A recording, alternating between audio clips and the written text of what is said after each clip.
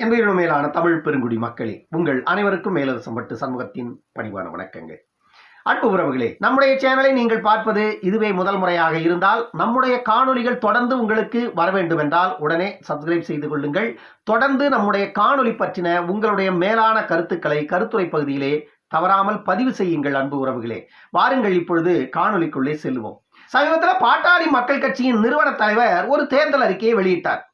அந்த தேர்தல் அறிக்கையில பெண்கள் 18 வயது நிரம்பிய பெண்கள் திருமணம் செய்து கொள்வதாக இருந்தால் கூட பெற்றோர்களின் சம்மதத்தோடு திருமணம் செய்து கொள்ள வேண்டும். அதுதான் அந்த பெண்களுக்கு உகந்தது. எதிர்கால வாழ்க்கையை சிறப்பாக அமைத்துக் கொள்வதற்கு பெற்றோர்களின் சம்மதம் என்பது இன்றியமையாதது அப்படின்னு அந்த தேர்தல் அறிக்கையில ஒரு காலம் கொடுத்திருந்தார் மருத்துவர் ஐயா.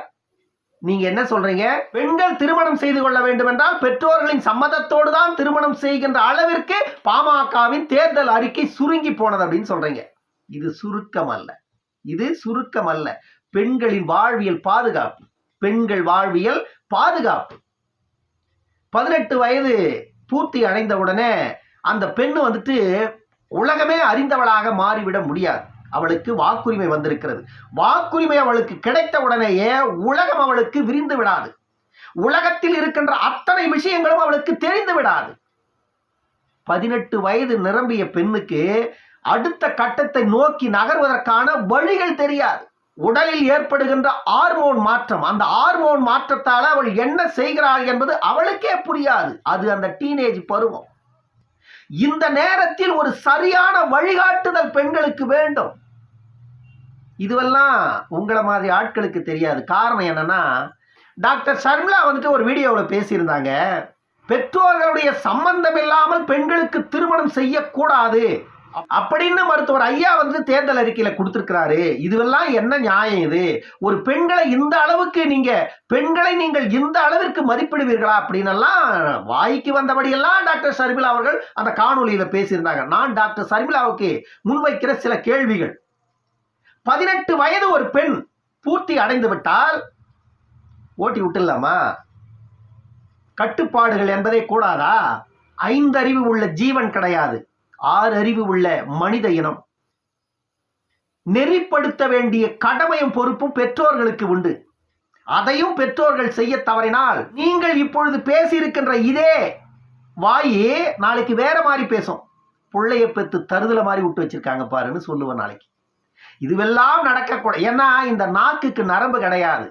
எப்படி வேண்டும் என்றாலும், எதை வேண்டும் என்றாலும், எப்பொழுது வேண்டும் என்றாலும் தன்னுடைய சூழ்நிலைக்கு தக்க மாற்றிக்கொள்ளுவீர்கள். ஏனென்றால் உங்களை போன்றவர்கள் பச்சோந்திக்கு சம்பந்தப்பட்டவர்கள். ஆகையால நீங்க இப்படிதான் பேசுவீங்க. அது ஆண் பிள்ளையாக இருந்தாலும் பெண் பிள்ளையாக இருந்தாலும் ஒரு குழந்தைகளை வளர்த்து ஆளாக்கி 18 வயதல்ல, 20 வயதல்ல, 25 வயது ஆனாலும் கூட பெற்றோர்களின் வழிகாட்டுதல் என்பது அவ்வளவு நேர்த்தியாக இருக்க வேண்டும். இருந்தால்தான் இந்த திமுக தமிழ்நாட்டில் செய்து கொண்டிருக்கின்ற இந்த கேடுகட்ட அரசியலில் இருந்து அந்த பிள்ளைகளை நேர்வழிப்படுத்த முடியும்.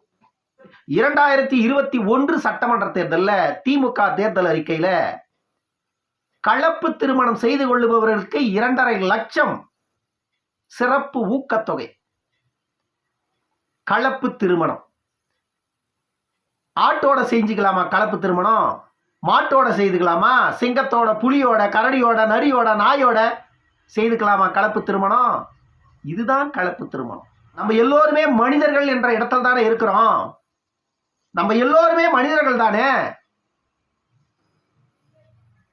அப்படி இருக்கும் பொழுது நீங்களே கலப்பு திருமணம் என்ற ஒரு காலத்தை அங்கு கொண்டு வரும் பொழுது அந்த இடத்தில் பிரிவினையை உருவாக்குவது யார் என்ற கேள்வியை நான் முன்வைக்கிறேன். சாதி, இவர்கள் இந்த சாதி, அவர்கள் அந்த சாதி, இவர்களுக்கும் இவர்களுக்கும் சேர்த்து வைத்தால் இது கலப்பு திருமணம் என்ற ஒரு காலத்தை உருவாக்கியது யார்? நீங்க தானே. நீங்க தானே இந்த இடத்தை உருவாக்குறீங்க. அதன் பிறகு காலச்சூழல்ல ஒரு பெற்றோர்களால் பேணி வளர்க்கப்படுகின்ற பிள்ளைகள் இந்த 10 பருவ வயதுல ஏதோ ஒரு தவறான வழியில் சென்று விட்டால் ஒரு பக்கம் பெற்றோர்கள் மாய்த்துக் கொள்ளுகிறார்கள், ஒரு பக்கம் பிள்ளைகள் மாய்த்துக் கொள்ளுகிறார்கள், ஒரு பக்கம் சமூகம் அவர்களை துரத்தி அடிக்கிறது. அந்த பிள்ளைகள் வழி தெரியாமல் திணறுகிறார்கள் வாழ்க்கையில. எத்தனை காதல் கலப்பு திருமணங்கள் இந்த சமூகத்துல ஆவோடு வாழ்ந்ததை நம்ம இங்க பார்த்துட்டோம். இதுவெல்லாம் நடக்கவே கூடாது என்று யாரும் எங்கேயும் தடை விதிக்கல. ஒரு பிள்ளையை நீ கலப்பு திருமணம் செய்து கொண்டு போனவர்கள் அந்த பிள்ளையோடு சிறப்பான வாழ்க்கை வாழ்ந்தால் வரவேற்று வாழ்ந்து விட்டு போகிறார்கள். யாருமே எதிர்க்கிறது இல்லை. அந்த மாதிரியா நடக்குது தமிழ்நாட்டில். ஒரு பிள்ளைய பூ போல வளர்த்து வைக்கிறார்கள் பெற்றோர்கள். அந்த பிள்ளைய கழுகு மாதிரி கொத்திக்கிட்டு போய் அந்த சுவை இருக்கிற வரைக்கும் உறிஞ்சிட்டு அதன் பிறகு அந்த பிள்ளைய நடுவீதியில விட்ட எத்தனை அநியாயங்களை நம்ம பார்க்கிறோம். ஆனா நீங்க உங்களுக்கு தெரிஞ்சது என்ன? இளவரசன் திவ்யா இதை விட்டா வேற இடத்துக்கு வரவே மாட்டீங்க. அதை தாண்டி வர மாட்டீங்க.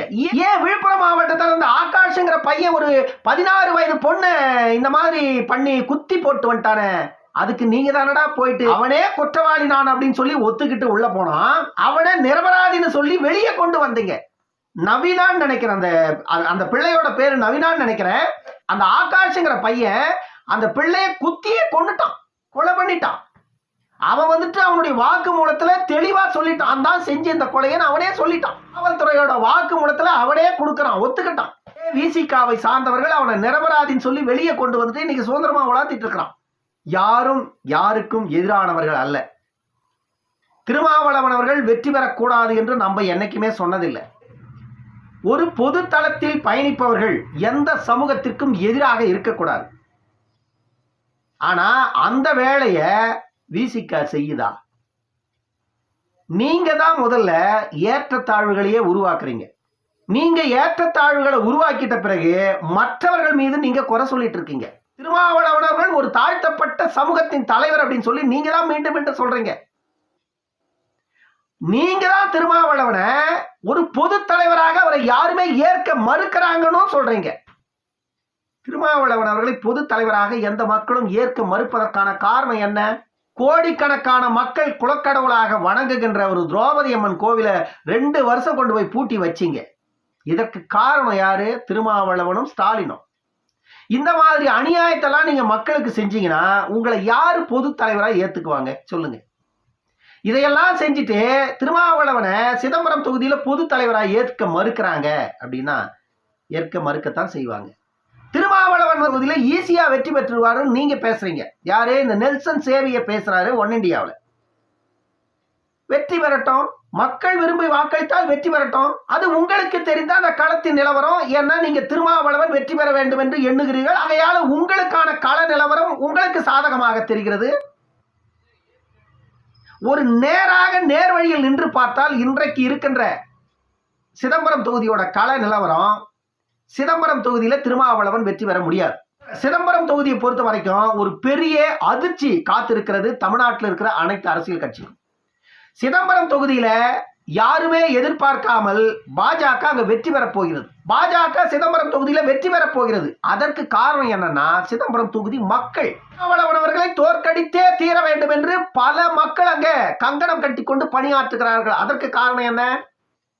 திருமாவளவன் அவர்கள் இந்து மதத்திற்கு எதிராக பேசியது. திருமாவளவன் அவர்கள் வன்னியர்களுக்கு எதிராக திருக்கோயிலை பூட்டியது. திருமாவளவன் அவர்கள் தொடர்ந்து சாதி மத மோதலை அந்த தொகுதியில உருவாக்கியது. இதையெல்லாம் தவிர்க்க வேண்டும். இனியும் இது நடக்கக்கூடாது. அப்படின்னா திருமாவளவன் இந்த தொகுதியில வெற்றி பெறக்கூடாதுன்னு சிதம்பரம் தொகுதி மக்கள் எல்லோரும் பணியாற்றுகிறார்கள். சிதம்பரம் தொகுதி மக்கள் எல்லோருமே பாமகவோடு கைகோர்த்து பாஜகவிற்கு ஆதரவு தெரிவிக்கிறார்கள். சிதம்பரம் தொகுதியில பாஜகவின் வேட்பாளர் வந்து வேலூரை சார்ந்தவர் திருமாவளவன் கார்த்தியாயினியிடம் தோற்கப் போகிறார் இந்த முறை. இன்னொரு காணொலியில் சந்திக்கும் வரை உங்களிடமிருந்து விடைபெற்றுக் கொள்வது மேலரசம்பட்டு சண்முகம். நன்றி, வணக்கம் அன்பு உறவுகளே.